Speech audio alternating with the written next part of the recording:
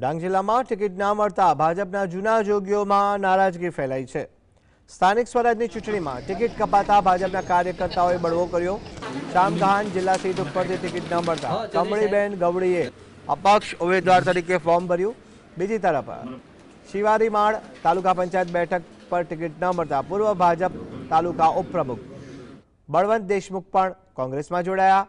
બળવંત દેશમુખ સાથે મોટી સંખ્યામાં તેમના સમર્થકોએ પણ કોંગ્રેસનો ખેસ ધારણ કર્યો હતો। અને જ્યારે સમીકરણોની વાત કરવામાં આવે તો આજે તમે જોયું છે કે ભાજપ ડાંગમાં પડી ભાંગી છે। ભાજપને પોતાના કાર્યકરો પર વિશ્વાસ નથી। તો જ્યારે પાછલા દિવસોમાં ગઈકાલની જ્યારે વાત કરવામાં આવે તો તમામ જે કહેવાતા ભાજપના મોટા માથાઓ જે કપાયા છે, પણ ભાજપને પોતાના કાર્યકરો પર આજે વિશ્વાસ નથી કે જૂના કર્મઠ કાર્યકરો જે હતા ભાજપ એમની પણ દરકાર નથી કરી શકી। એટલે આજે નવા નિશાળીઓને આજે એમણે લાવવા પડ્યા છે, કારણ કે ભાજપને ખબર પડી છે કે ડાંગમાં કોંગ્રેસ મજબૂત થઈ ગઈ છે।